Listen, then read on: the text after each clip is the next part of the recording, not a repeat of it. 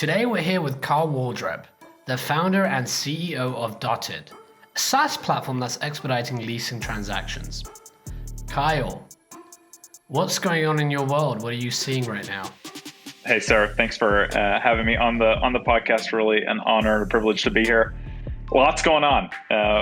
Different markets, obviously, seeing different levels of leasing activity. But where I am, based in Dallas, Texas, we're starting to see things get back, not to normal, but at least go up from zero. So we're starting to get some good deal flow on the tool, and a lot of customers are reaching out to see if they can get on Dottid. So that's kind of where we stand right now. Carl, there's a lot to talk about. I'm excited. I'd love to start by learning more about your background. How did you go on to become a founder, especially in this category?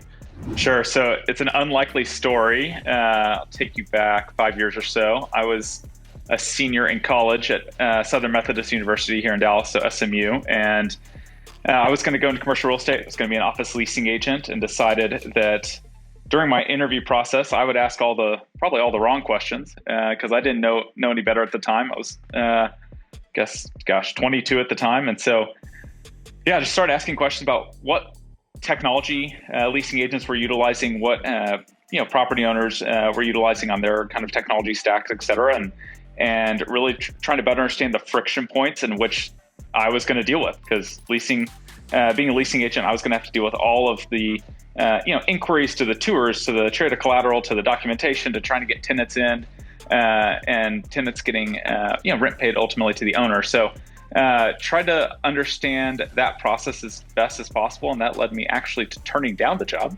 because I didn't see technology being used in a holistic manner that I thought was really suitable to, frankly, my working style, my personality. So at that ripe young age, I turned down the job, cashed out my savings, moved home, and decided that I was going to go try and solve the problem. Wait, so you understand, you're a 22-year-old kid applying for your first job. You interrogate the interviewer, right? So you Correct. Interview them. You basically do your customer discovery, and you try to understand their workflow management, how they work and what type of technology they use. You weren't impressed because there was no technology, so you felt, okay, this sucks. I'm going to go build a company. Is that really what happened? Just like that? Yeah, literally what happened. I actually will never forget the day I was in the conference room of a very large brokerage firm that had offered me a job, and I had just turned down the job at the conference table. And the guy who was in the room with me told me that I was completely nuts and to not come back and look for a job at their firm. He closed the door on you. Oh yeah, I was done. I mean, you can imagine the guy had spent 20 or 25 years in the business and probably made a lot of money, and that was just his world. And I don't blame the guy at all. But I knew there was an opportunity from the beginning point.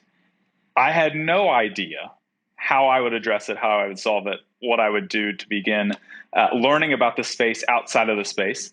But in a lot of ways, that's some of the best times to go be an entrepreneur, because you're not cluttered or clouded by anything that would preclude you from doing something or solving a problem. So fast forwarding kind of summer of 2016, which was the start of all this, to the summer of 2018, I got 5, 10, 15, 60 minutes with anybody that would give it to me. And that was CEOs of large corporations down to construction managers and individual property managers and individual buildings, and just asked a ton of questions. I wanted to know why people used what they used, how it affected their daily workflow, and what it meant for the long-term, really, sustainability of their own job.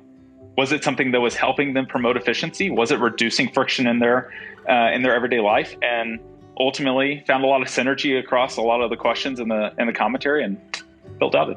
How did you ask the questions? Did you know what you wanted to build, and did you go and say, I'm thinking of building X, do you like it? Or did you go through customer discovery in a different way? Yeah, so I kind of had my own little box, and the box was I wanted to take something like Asana or Trello or Monday.com and kind of put it into the commercial leasing process. But outside of that, it wasn't as well defined. I'd written out a lot of things. I've saved all these legal pads of notes where I would stay up late at night, early hours of the morning, where I was doing reading on Google or just in books that I bought. And I had all these legal pads, and I would take it to these meetings, and I would be like, oh, see, like this could happen this way. And a lot of times people are like, yeah, that's a great idea. you should think about it from this perspective, from the brain of a commercial real estate user. And so the customer discovery was really a blend of kind of my thoughts and my vision of being uncluttered, combined with the actual fact and realism of the commercial real estate use case. And so it really created a cool story. There's probably two ways to go about doing customer discovery, and most people would say the second of the two is the right way to do it. The first way is you're married to an idea and you want to go and just say, what do you think of this idea? Right. And often the downside of that is you're asking your mother, you're asking your friends, and they don't want to hurt your feelings. And they're not going to be very honest with you. Mm-hmm. And you're only solving a problem that you're not understanding the problem deeply enough. You already think you've got the solution. The other way of doing it is not talking about your idea until the very end and just going through a process of why, what does that mean? Being very irritating, really, and sometimes it feels like you've got no agenda. And that allows you to gain a really interesting view of the problems. Now, how did you go about doing it versus the two? And did it change over time? Because I think your interview must have been just a pure customer discovery. Did it revolve after that, or did you keep trying to validate that there is a problem, or did you jump to the solution? Yeah, I jumped to the solution pretty quickly. Actually, by the end of fall of 2016, I'd had enough meetings, actually at 3 of the largest brokerage firms in the world. I had somehow managed to climb the ladder, though I had nothing, literally nothing. I had somehow managed to climb the ladder of influential people that, in my view, had influential thought. And after about getting 5 people to say, like, yeah, that's a real problem, I see that every single day, I was like, bingo, we've got it. Now I transitioned to, okay, great. And so what's funny, I actually went to meetings and I was like, well, these people, and I would mention them by name. And so I would literally take what they were facing and I was like, do you disagree with the problem that they're facing? And then I played that out for basically another 75 or 100 meetings. And ultimately, over time, what that did is that drove the solution really, really well. I knew what the solution needed to be. And frankly, the solution actually was somewhat of what I initially come up with was this workflow ideal, this project management, process management type of technology.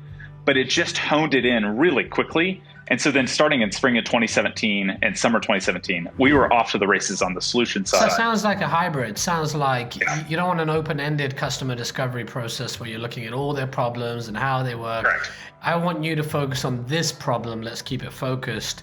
Correct. Let's dive into this problem and let's increase your understanding of the levels of different problems they face. That then drove towards a solution which you could go back to and say, remember this problem? Here's our solution. What do you think? Did those people you did customer discovery eventually become pilot users or clients? Yes. I want to know about the guy that closed the door on you. Did you ever go back to him? So I know him. I actually saw him for the first time about 3 years later. And we kind of actually just met randomly. And he was like, oh, what are you up to? And I was like, oh, well, you remember when? And he totally remembered me. There was no doubt about it. I told him I started this company and he's actually become a friend, which has been great. So kind of all is good that ended well.